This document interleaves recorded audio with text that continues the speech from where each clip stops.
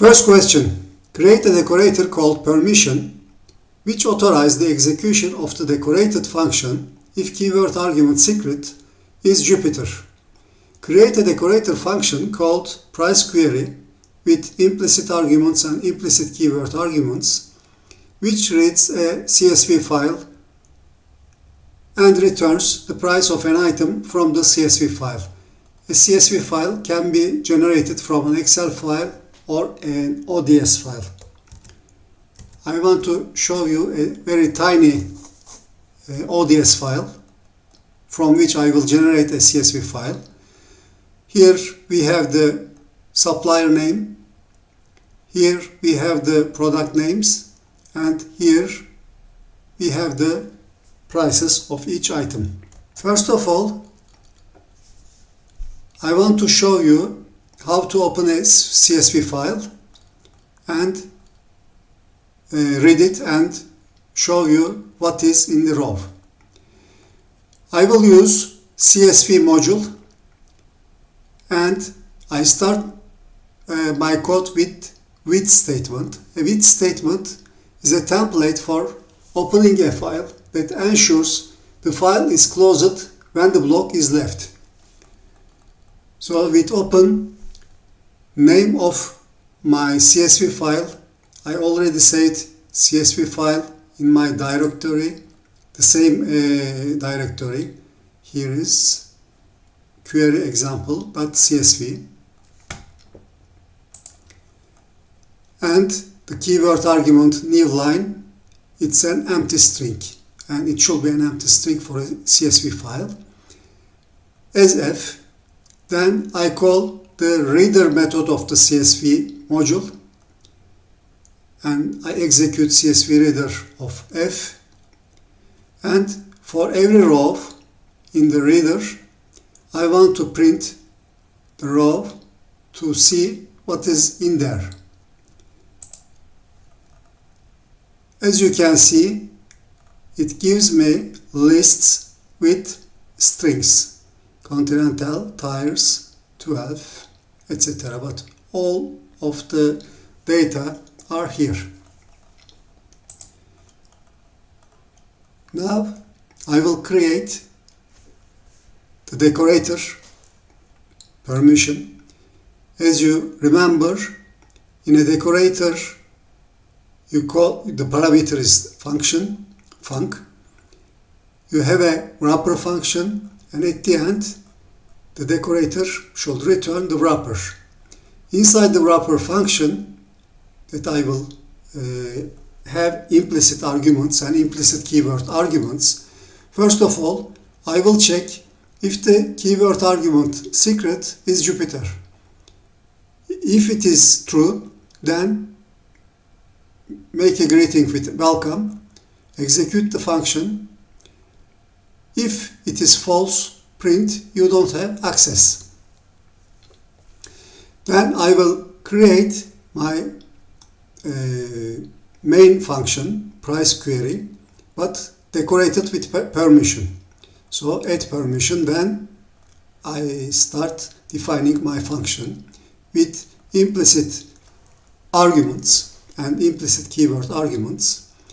I create a variable, a Boolean variable, found, and set to false initially set to false. Then I open the CSV file as I did before. I read the CSV file, and for every row I read if keyword argument supplier is equal to 0th element of the row and keyword argument of product is equal to first element of the row, then print keyword argument supplier, keyword argument product, price, and price will be the last element of the row, and set the variable, the Boolean variable, to true and break. If found is false, then print your query parameters are not found. I have three different options.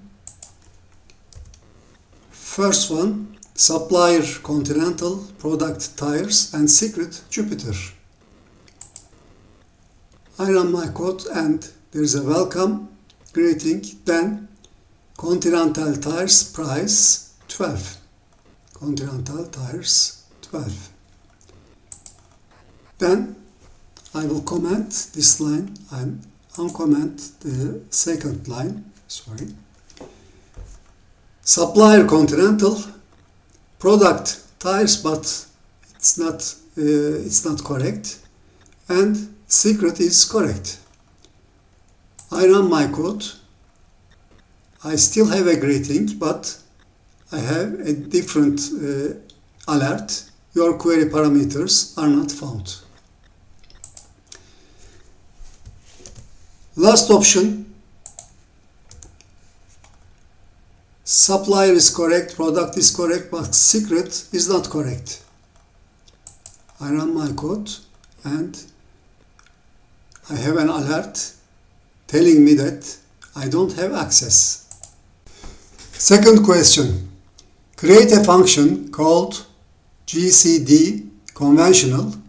GCD stands for greatest common divisor, which takes two parameters m and n, two integers, and returns greatest common divisor of them. Do the same thing but recursively with a function called GCD. Hint: Euclid discovered that GCD of two numbers m and n is a GCD, greatest common divisor, of all n and remainder m modulo n. Before starting, I want to explain a little bit what said Euclid. Imagine that I want to compute the greatest common divisor of 80 and 30. M is 80, n is 30, m modulo n is 20. If there is a greatest common divisor, then it will divide both m, n, m modulo n also. So instead of dealing with 80 and 30, I will deal with 30 and 20.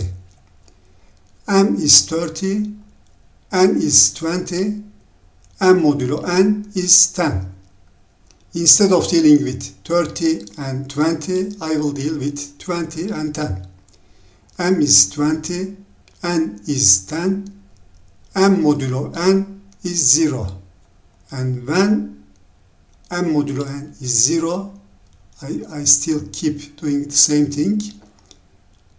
M 10, n 0, but once n is 0, it means that m is the divisor, is the greatest common divisor of all the numbers 80, 30, 20, 10, all of these numbers.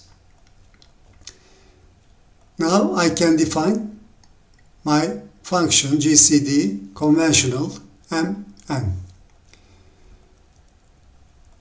While true, I compute m modulo n and assign to a temporary variable temp. I assign the value of n to m and the value of the temporary variable to n. I want to give you a complementary information. I could do the same swap operation with tuples.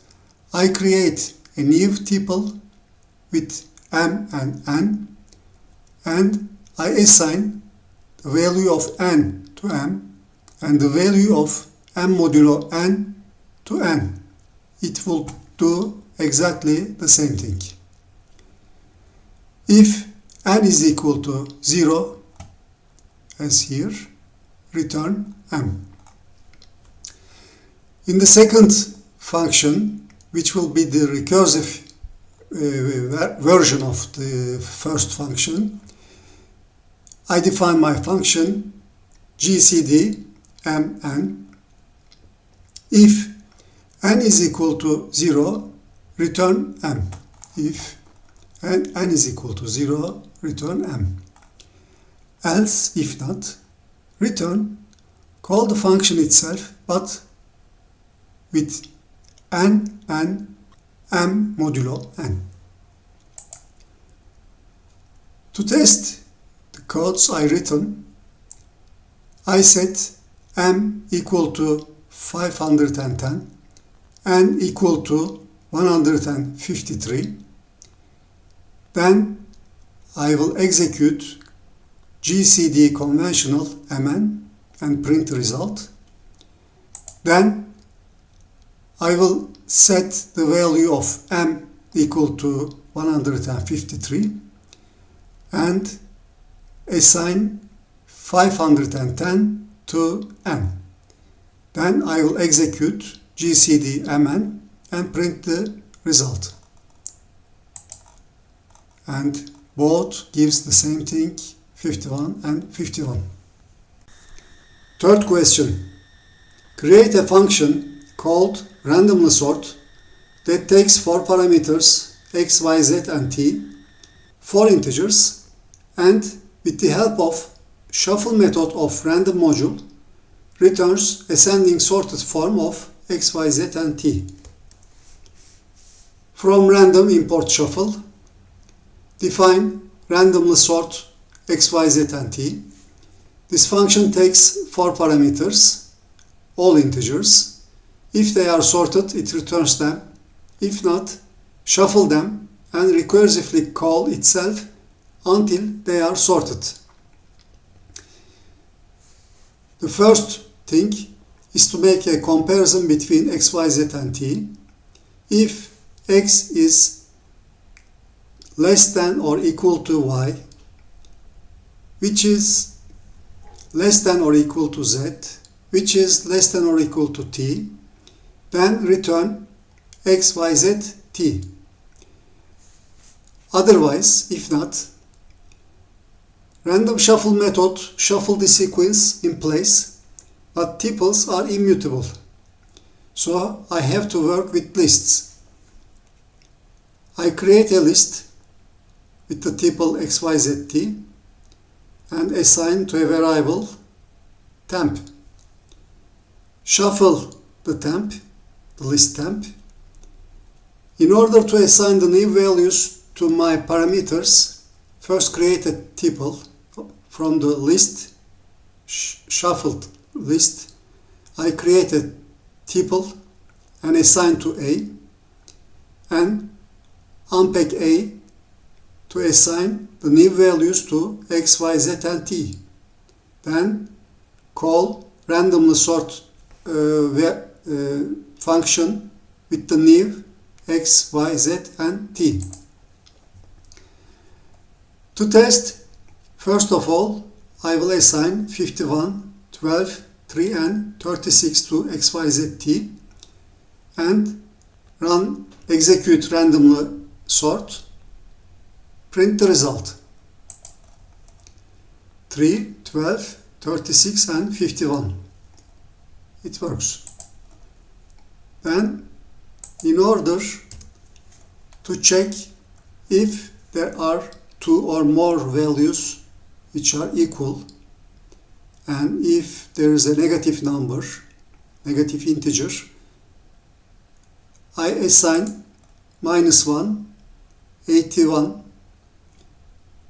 63 and -1 to x, y, z, t and execute randomly sort function with this variable and print the result. -1, -1, 63 and 81. It works. Homework. First question. Create a decorator called time spent, which returns the execution time of the decorated function. Use datetime module. Second question. Create a function called randomly sort that takes 1 parameter to sort list, a list object, and with the help of shuffle method of random module returns descending sorted form of the toSort list if all elements of the lists are integers and length of the list is not strictly greater than 5. Third question. Create a generator called Fibonacci that yields a Fibonacci number. Create a function called AndFibonacci that takes one parameter, n, an integer, and returns the nth Fibonacci number. Fourth question. Create a generator that takes one argument, text, a string object, and yields one line at a time of the text.